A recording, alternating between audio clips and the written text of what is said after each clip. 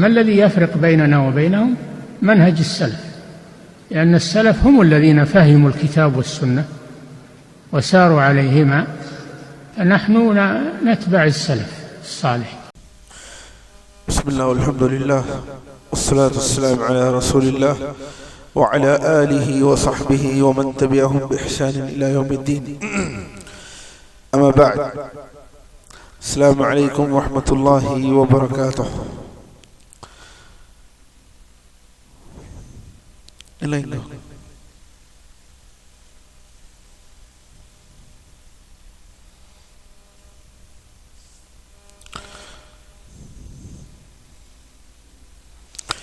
الحمد لله. الله نعديها بارك الله فيكم. دروس في السيرة النبوية.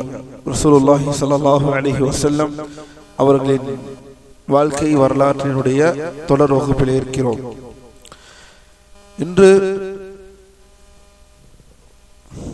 அதாவது கடைசியாக சென்ற வாரம் நாம் பார்த்தது, அதாவது சென்ற வகுப்பிலே நாம் பார்த்தது வஹீயை பற்றி பார்த்தோம்.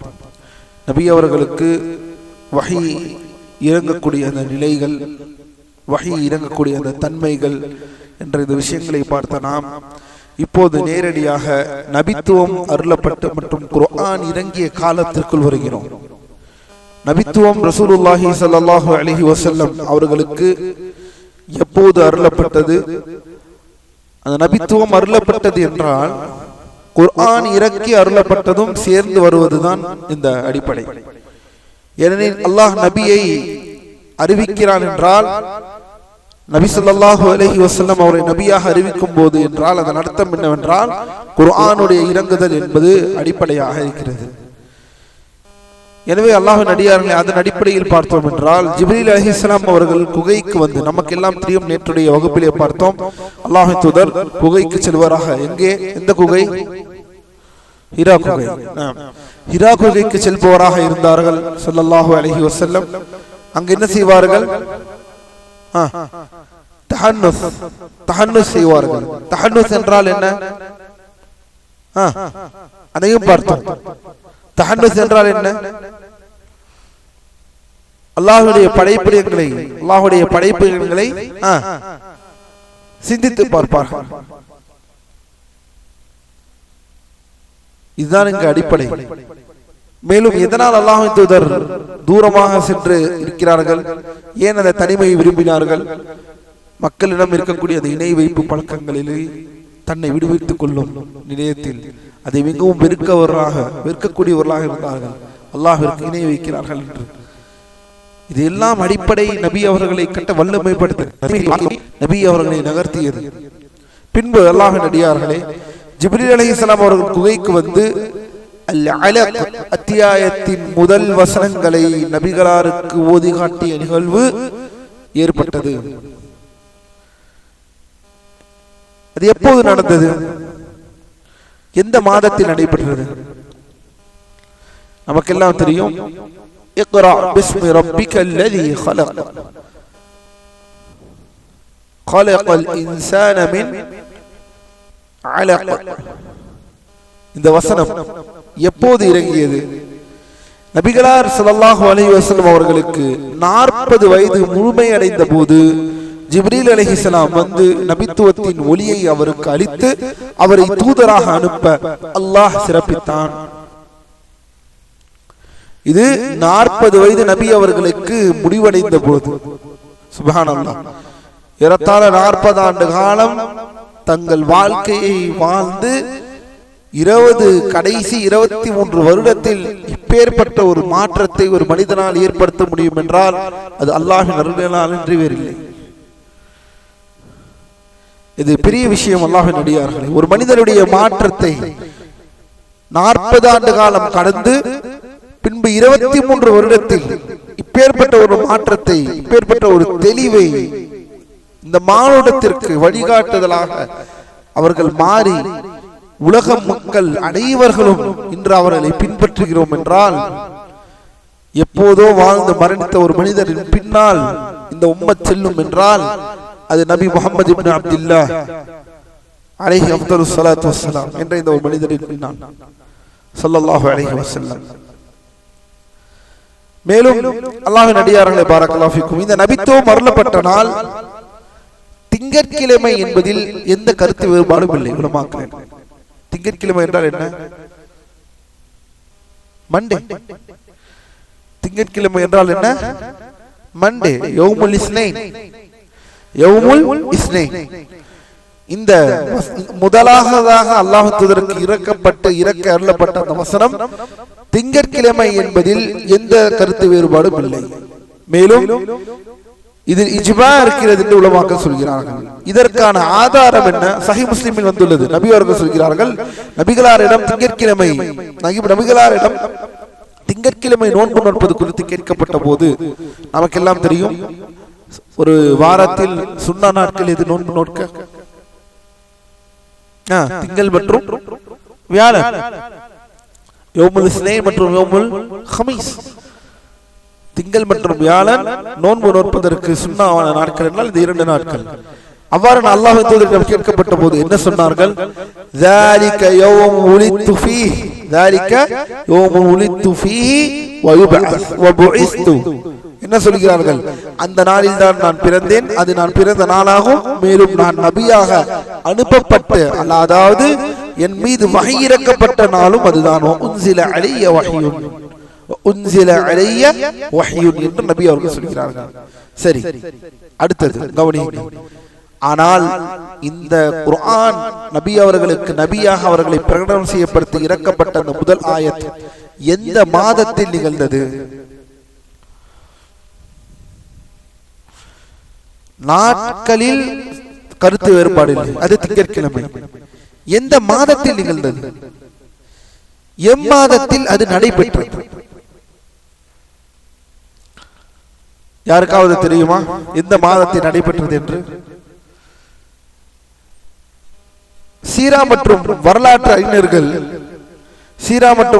அறிஞர்கள் மத்தியில் பிரபலமான பெரும்பாலான அறிஞர்களின் கருத்து என்னவென்றால், இதில் ரபீஉல் அவ்வல் மாதம். ரபீஉல் அவ்வல் மாதம் யாருக்கு தெரியும்? தெரிந்தவர்கள் கை தூக்கலாம். எத்தனாவது மாதம் ரபீஉல் அவ்வல்? நம்முடைய வருடத்தில் அஹ்சன் 3வது மாதம். எப்போது வரப்போகிறது? அடுத்த மாதம். என்ன மாதம்? ரபீஉல் அவ்வல். இப்போது நாம் எந்த மாதத்தில் இருக்கிறோம்? சஃபர். ரபீஉல் அவ்வல் மாதத்தில் 8ஆம் நாள், கவனியுங்கள், ரபீஉல் அவ்வல் மாதம் 8ஆம் நாள், அதாவது யானை ஆண்டின் 41வது வருடத்தில் நபிகளாருக்கு 40 வயது முழுமையடைந்த போது இது நிகழ்ந்தது என்பதாகும். அது என்ன யானை ஆண்டு? யானை ஆண்டு 41வது வருடத்தில். ஏன் இங்கு ஹிஜ்ரி வருடம் போடப்படவில்லை? ஏன் இங்கு ஹிஜ்ரி வருடம் சொல்லப்படவில்லை, குறிக்கப்படவில்லை?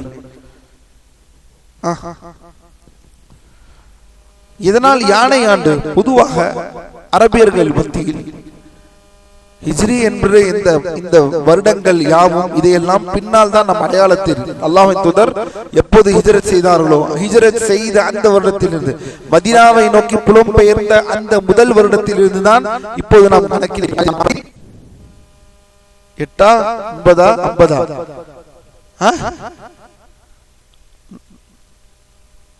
2020 உடனே எல்லாரும் 2026 ஸ்ட்ராங்கா சொல்லிடுறது. 1440 உடனே எல்லாரும் 1448 சஃபர் மாதம் 1448 ரமதானை நோக்கி நகர்ந்து கொண்டிருக்கிறோம். அல்லாஹ் நாடினால் சஃபர் மாதம் முடிய இருக்கிறது. சஃபருக்கு பின்னால் ரபியுல் அவ்வல், ரபியுல் சானி, ஜுமாதுல் ஊலா, ஜுமாதுல் ஆகிரா, ரஜப், ஷாபான் 6 மாதங்கள் இருக்கிறது ரமதானுக்கு. சரி, விஷயத்திற்குள் வருவோம். யானை ஆண்டு என்ன? யானை ஆண்டின் 41வது வருடம் என்ன அர்த்தம்? நபி, அதாவது நபித்துவம் இறக்கி அருளப்பட்ட அந்த ஆண்டை சொல்ல போனால் யானை ஆண்டு 41வது வருடம். யானை ஆண்டு அரபி மொழியை என்ன சொல்வோம்? ஆமுல் ஃபீல். அல்லாஹ்வின் அடியார்களே, நான் ஏற்கனவே கூறியிருக்கிறேன் மற்றொரு வகுப்பிலே, மற்றொரு அமர்விலே. நமக்கெல்லாம் தெரியும், அப்ரஹா அல் அஷ்ரம் யமன் நாட்டு அரசன் காபாவை இடிப்பதற்காக படையோடு வந்த அந்த வருடம் தான் என்ன வருடம்? யானை ஆண்டு. அவன் காபாவை இடிப்பதற்காக படைபலத்துடன் காபாவை நோக்கி யமனில் இருந்து மக்காவை நோக்கி அவன் வந்த அந்த வருடம் தான் யானை ஆண்டு. அந்த ஆண்டுதான் நபி அவர்கள் பிறந்தார்கள் ஸல்லல்லாஹு அலைஹி வஸல்லம். அந்த ஆண்டில் தான் நபி ஸல்லல்லாஹு அலைஹி வஸல்லம் பிறந்தார்கள். பொதுவாக அரபியர்கள் அந்த காலத்தில் வருடங்களை எவ்வாறு நினைவுறுத்திக் கொள்வார்கள் என்றால், ஏதாவது ஒரு பெரிய சம்பவம் நடந்து விட்டது என்றால் அந்த சம்பவத்தை ஒட்டிதான் அவர்கள் வருடத்தை நினைவூட்டிக் கொள்வார்கள். யானை ஆண்டின் இத்தனை வருடங்கள் அல்லது பஞ்சம் ஏற்பட்ட அந்த வருடத்திலிருந்து இத்தனை வருடங்கள் கழித்து இவ்வாறு என்ன செய்து கொள்வார்கள்? அடிப்படை போட்டுக் கொள்வார்கள். அந்த அடிப்படையில் பார்த்தோம் என்ற அல்லாஹ்வின் அடியார்கள் யானை ஆண்டில் முதல் அந்த யானை ஆண்டில் தான் நபி அவர்கள் பிறந்தார்கள். இதை வைத்து உலமாக்கள் ஒரு விஷயத்தை சொல்கிறார்கள்.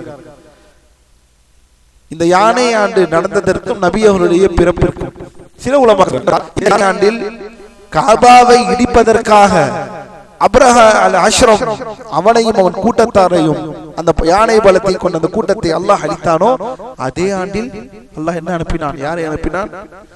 இந்த மார்க்கத்தை பாதுகாக்கவும் அதே ஆண்டில் ஒரு நபியை அல்லாஹ் அனுப்பினான். ஒரு நபி பிறந்தார்கள். எந்த அந்த யானை ஆண்டில் காபாவை இடிப்பதற்காக ஒரு கூட்டம் வந்ததோ அந்த கூட்டத்தை எதிர்த்தார்களோ முத்தலிபுகள், அந்த கூட்டத்தை எதிர்த்து அல்லாஹ்விடம் மன்றாடி நின்றார்கள். அந்த யானைகள் தவிடுபொடியாக்கப்பட்டன. எதன் மூலமாக? பைரன் அபாபீல் தர்மீஹிம் பிஹிஜாரத்தின் தர்மீஹிம் பிஹிஜாரா. இந்த வசனங்களை நாம் ஓதும் போது அல்லாஹ்வுடைய மகத்துவம் வெளிப்படும். எனவே எவ்வாறு அல்லாஹ் காபாவை பாதுகாத்தானோ அதே போல்தான் அதே வருடத்தில் இந்த மார்க்கத்தை பாதுகாப்பதற்கும் ஒரு நபியை அல்லாஹ் பிறக்க செய்தான் ஸல்லல்லாஹு அலைஹி வஸல்லம். இதை உலமாக்கள் சொல்கிறார்கள். சரி, அடுத்ததற்கு செல்வோம். ரபியுல் அவ்வல் மாதம் குர்ஆன் இறக்கி அருளப்பட்ட முதலாவதாக நபி அவர்களுக்கு இறக்கி அருளப்பட்டது ரபியுல் அவ்வல் மாதம் என்று ஒரு கூற்று இருந்தாலும் மற்றொரு கூற்றும் இருக்கிறது. சிலர் என்ன சொல்கிறார்கள்? ரமதானில் இறங்கியது. ரமதானில் நபி அவர்கள் நபியாக அவர்கள் என்ன செய்யப்பட்டார்கள்? பிரகடனப்படுத்தப்பட்டார்கள். ரமதான் மாதம், அதாவது ரமதான் மாதத்தில் நிகழ்ந்தது என்னும் கூறினார்கள். அதற்கு காரணம் என்ன? குர்ஆனில் பின்வரக்கூடிய இந்த வசனம், ஷஹ்ரு ரமதான் அல்லதி உன்சில ஃபீஹில் குர்ஆன். அல்லாஹ் திருமறையில் சொல்கிறான், ரமதான் மாதத்தில் தான் இந்த குர்ஆன் இறக்கி அருளப்பட்டது. ரமதான் மாதத்தில் இந்த குர்ஆன் இறக்கி அருளப்பட்டது என்று அல்லாஹ் சொல்கிறான். அப்படி என்றால் முதல் அல்லாஹ் நபியாக அல்லாஹ் பிரகடனப்படுத்தப்பட்டது நபி அவர்களுக்கு இந்த வசனத்தை கொண்டு. அப்படி என்றால் இந்த வசனம் ரமதான் மாதத்தில் தானே இறங்கியது, எப்படி ரபியுல் அவ்வல் மாதத்தை நீங்கள் சொல்ல முடியும் என்று ஒரு சாரா, ரமதான் மாதத்தில் இறங்கினது தானே குர்ஆன் என்று கேட்கிறார்கள். இது ஒரு சாரா. சரி, இவர்கள் நபிகளார் மீது முதலில் குர்ஆன் அருளப்பட்டது ரமதானில் தான் என்று கூறுகிறார்கள். ஆனால் பெரும்பாலான அறிஞர்களின் கருத்து என்னவென்றால் ரபியுல் அவ்வல் மாதம் தான் என்பதே சரியானது என்பதையும் நூலாசிரியர் ஷேக் அரஃபாத் அவர்கள் விவரிக்கிறார்கள். ஏன் அப்படியானால் ரமதானில் குர்ஆன் இறங்கியதாக கூறப்படும் வசனத்திற்கு என்ன விளக்கம்?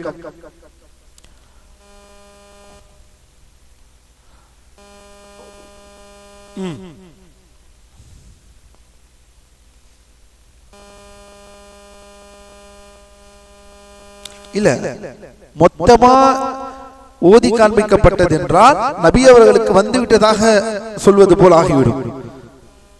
ரமதானில் குர்ஆன் இறக்கி அருளப்பட்டது என்று அல்லாஹ் குர்ஆனில் சொல்கிறான். ஆமானா இல்லையா?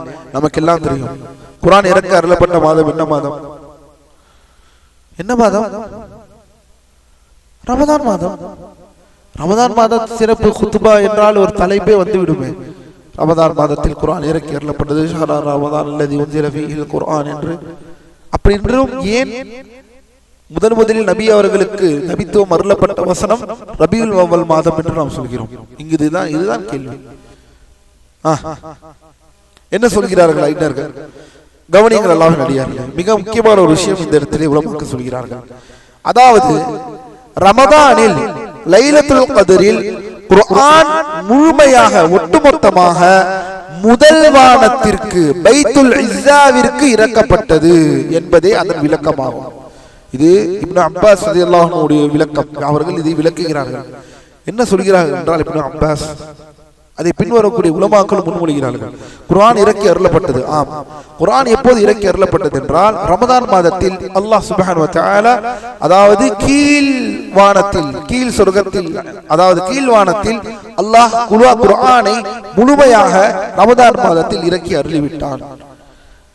பின்பு 23 வருட காலம் சம்பவங்களுக்கு ஏற்ப, அதாவது சம்பவங்களுக்கு ஏற்ப, அந்த வாழ்க்கை நாட்களுக்கு ஏற்ப படிப்படியாக நபி அவர்களுக்கு குர்ஆன் ஜிப்ரீல் அலைஹிஸ்ஸலாம் அவர்கள் மூலமாக இறக்கி அருளப்பட்டது என்று இந்த கூற்றை உலமாக்கள் முன்வைக்கிறார்கள். இந்த அடிப்படையில் பார்த்தால் குர்ஆன் கீழ்வானத்திற்கு இறக்கி அருளப்பட்டது எப்போது என்றால் ரமதான் மாதம். இதுதான் இதன் அர்த்தம், ஷஹ்ரு ரமதான் அல்லதி உன்ஸில ஃபீஹில் குர்ஆன். பின்பு அது படிப்படியாக நபி அவர்களுடைய வாழ்க்கையின், ஏனெனில் நமக்கெல்லாம் தெரியும் குர்ஆன் நபி அவர்களுக்கு வஹியாக ஒவ்வொரு விஷயங்களிலும், ஒவ்வொரு காரணத்திற்கும், ஒவ்வொரு சம்பவத்திற்கும் பின்னால் அதற்கு பின்னால் இருக்கக்கூடிய அடிப்படையில் நடந்து இறங்கி அருளப்பட்டது என்று நம்ம எல்லாரும் தெரியும். இதை உலமாக்கள் இந்த இடத்திலே விளக்குகிறார்கள். மேலும் அல்லாஹ்வின் அடியார்களே, இப்னு அப்பாஸ் ரலியல்லாஹு அன்ஹு அவர்கள் மூலமாக வந்த பல ஆதாரப்பூர்வ அறிவிப்புகள் இதனை வெளிப்படுத்துகின்றன, இதனை உறுதிப்படுத்துகின்றன.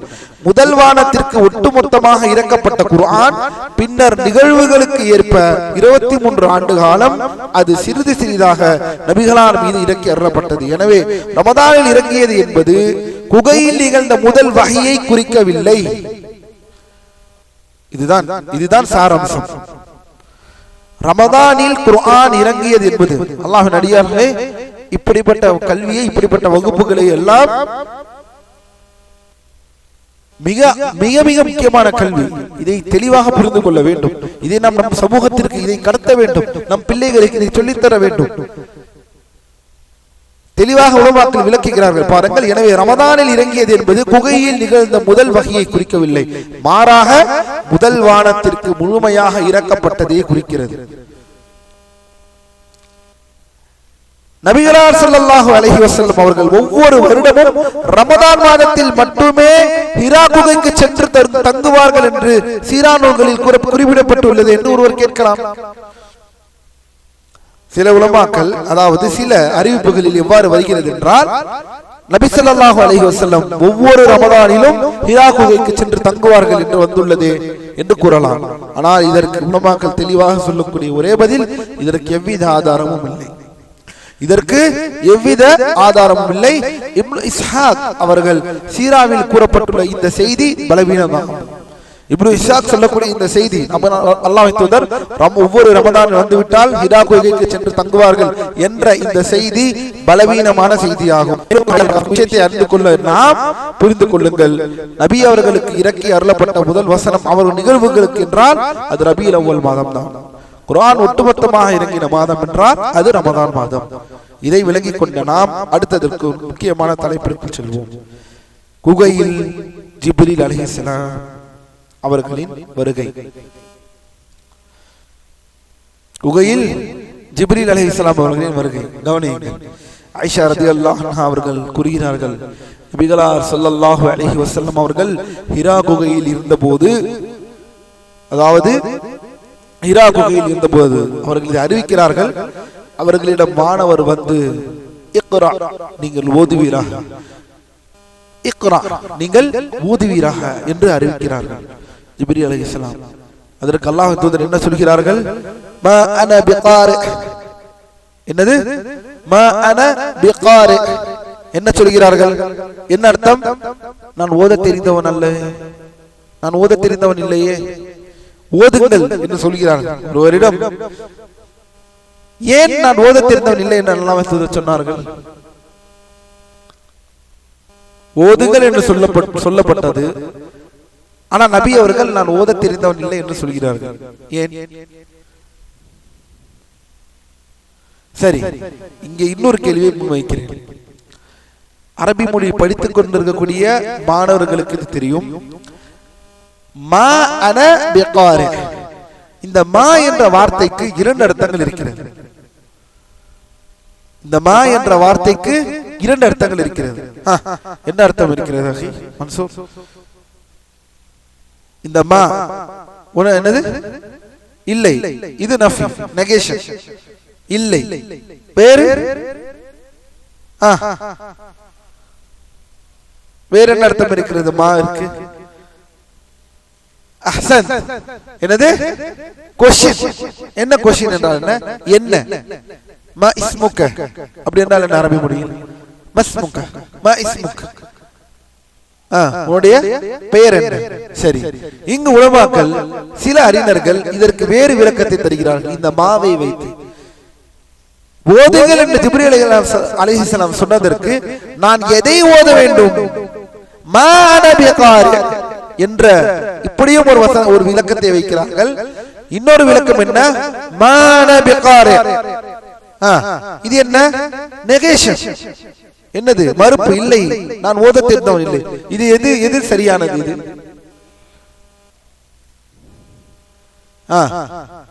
இதில் எது சரியானது? இதில் சரியானது நான் எதை ஓத வேண்டும் இல்லை, எனக்கு ஓத தெரியாது என்பதுதான் இங்கு சரியானது. ஏனெனில் நபி அவர்கள் யார்? நபி அவர்கள் உம்மி நபி. நபி அவர்கள் உம்மி நபி. நபி அவர்கள் ஓத தெரியாதவர்கள், எழுத படிக்க தெரியாதவர்கள் ஸல்லல்லாஹு அலைஹி வஸல்லம். எனவே மா அன பிகாரி என்ற இந்த வார்த்தையினுடைய விளக்கத்தை பாருங்கள். நான் எதை ஓத வேண்டும் என்று கேட்கவில்லை நபிகளார் ஸல்லல்லாஹு அலைஹி வஸல்லம். மாறாக நான் ஓத தெரிந்தவன் இல்லை என்பதை வானவர் ஜிப்ரீல் அலைஹிஸ்ஸலாம் அவர்களும் இதை தெரிவிக்கிறார்கள். கவனியுங்கள், அடுத்ததாக வருகிறது. மேலும் இவ்வாறு நான் சொன்னதற்கு பிறகு அவர் என்னை பிடித்து எனது சக்தி முழுமையாக வெளிப்படும் அளவிற்கு என்னை இருக்க கட்டி அடைத்தார்கள். கவனியுங்கள் அல்லாஹ்வின் அடியார்களே, முதல் வகை நபி அவர்களுக்கு எவ்வாறு வந்தது என்பதை இந்த ஹதீஸ் விவரிக்கின்றது. என் சக்தி முழுமையாக வெளிப்படும் அளவிற்கு என்னை இறுக்கமாக கட்டி அணைக்கிறார்கள், கட்டி அணைத்தார்கள். பின்னே என்னை விட்டு கட்டி அணைத்து விட்டு என்னை விட்டு மறுபடியும் ஓதுவீராக என்றார்கள். நான் மறுபடியும் சொல்கிறேன், நான் ஓத தெரிந்தவன் அல்ல. அவர்கள் இரண்டாவது முறையாக என்னை பிடித்து என் சக்தி முழுமையாக வெளிப்படும் அளவிற்கு என்னை கட்டி அணைத்து ஓதுவீராக என்று கூறுகிறார்கள். மறுபடியும் நான் சொல்கிறேன், நான் ஓத தெரிந்தவன் அல்ல. பின்னர் என்னை விட்டு சுப்ஹானல்லாஹ், அல்லாஹ்வின் அடியார்களே, மூன்றாவது முறையாக என்னை பிடித்து இறுக்க கட்டி அணைத்து பின்னர் என்னை விட்டு ஓதுவீராக என்று கூறின பொழுது இக்ரா பிஸ்மி ரப்பிக்கல்லதி خلق خلق الإنسان من علق اقرأ وربك الأكرم الذي علم بالقلم என்ற இந்த வசனங்களை நபிகளாரை அல்லாஹ் ஓத வைத்தான். லா இலாஹா இல்லல்லாஹ். என்ன அர்த்தம்? படைத்த உமது இறைவனின் உமது இரட்சகனின் பெயரால் ஓதுவீராக. அவன் மனிதனை உறையும் இரத்த கட்டியில் இருந்து படைத்தான், நீர் ஓதுவீராக. உமது இறைவன் மாபெரும் கொடையாளி, அவனே எழுதுகோலை கொண்டு இந்த பேனாவை கொண்டு கற்றுக் கொடுத்தான் உனக்கு. அல்லதி அல்லம பில் கலம், மனிதன் அறியாதவற்றை அவனுக்கு கற்றுக் கொடுத்தான். மனிதன் அறியாதவற்றை அவனுக்கு கற்றுக் கொடுத்தான், நீங்கள் ஓதுவீராக என்று இந்த வசனங்கள் அல்லாஹ்வின் தூதர் மீது இறங்கியது. மேலும் அல்லாஹ்வின் அடியார்களே கவனியுங்கள், கட்டி அணைத்த அந்த பொருள் என்ன? ஜிப்ரீல் அலைஹிஸ்ஸலாம் ஏன் கட்டி அணைத்தார்கள்? அது ஏன் அவ்வளவு இறுக்கமாக இருந்தது என்று நபி அவர்கள் பதிவு செய்கிறார்கள். அந்த 3 முறை கட்டி அணைத்ததற்கு பின்னால் உள்ள மதிநுட்பம் என்ன? இதை உலமாக்கள் விளக்குகிறார்கள். சில உலமாக்கள் இதற்கு என்ன விளக்கம் தருகிறார்கள் என்றால், நபி அவர்கள் தங்கள் வாழ்க்கையில் மாபெரும் 3 விஷயங்களை 3 பெரும் நபி அவர்களை ஜிப்ரீல் அலைஹிஸ்ஸலாம் இந்த அளவிற்கு கடினமாக கட்டி அணைத்தார்கள் என்று சொல்கிறார்கள். அந்த 3 சம்பவங்கள் என்ன? அந்த 3 சம்பவங்களை உலமாக்கள் குறிப்பிடும் பொழுது, முதல் விஷயம் வஹி இறக்கப்பட்டது. இந்த மாபெரும் தூதுத்துவத்தை, இந்த மாபெரும் இந்த தூது சுமையை நபி அவர்கள் பெறுகிறார்கள் என்ற முதல் விஷயம். இரண்டாவது, சொந்த ஊர் மக்களே ஒரு நாள் இந்த நபியை வெளியேற்ற போகிறார்கள். சொந்த ஊர் மக்களே ஒரு நாள் இந்த நபியை வெளியேற்ற போகிறார்கள். இன்னொரு விஷயம், நபி அவர்களை ஒதுக்கி வைக்க போகிறார்கள், பஞ்சத்தில் வைக்க போகிறார்கள். நமக்கெல்லாம் தெரியும், நபித்துவத்தின் 7ஆம் ஆண்டு மக்காவில், நபித்துவத்தில் 7ஆம் ஆண்டு பனு ஹாஷிம் மற்றும் பனு முத்தலிப், ஹாஷிம் குடும்பத்தாரையும் முத்தலிப் குடும்பத்தாரையும் குறைஷிகள் என்ன செய்தார்கள்?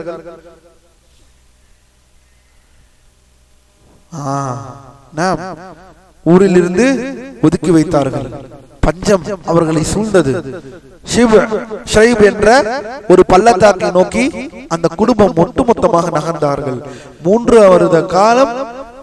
வருட காலம் அல்லாஹ்வின் தூதர் ஸல்லல்லாஹு அலைஹி வஸல்லம் அவர்கள் இந்த இடத்திலே, அவர்கள் மட்டுமல்ல, அவர்களுடைய யாரெல்லாம் இந்த கஷ்டத்தை அனுபவித்தார்கள், அபூ தாலிப் அவர்கள் குடும்பத்தார்கள், நபி அவர்களது குடும்பத்தார்கள் என்ற அனைவர்களும் இந்த கஷ்டத்தை அனுபவித்தார்கள். எந்த அளவிற்கு? பஞ்சம், வறுமை, நிக்காஹ் செய்வதில்லை, முகமது இந்த தாவாவை விடும் வரை முகமதுடைய குடும்பத்தார்களை நாம் ஒதுக்கி வைக்க வேண்டும் என்று சொல்லி அவர்களுடைய பெண்களை திருமணம் செய்யாமல், வயதுக்கு வந்த பெண்கள் திருமணத்தை முடிக்காமல் 3 வருட காலம் பஞ்சத்திற்கு சாப்பாடுகள் கிடைக்காமல், போதிய உணவுகள் கிடைக்காமல் நபி அவரின் ஒட்டுமொத்த குடும்பத்தார்களும் அந்த கஷ்டத்தை அனுபவித்தார்கள் என்றால் எப்பேற்பட்ட தியாகம் என்பதை நாம் புரிந்து கொள்ள வேண்டும். அல்லாஹ்வின் அடியார்களே,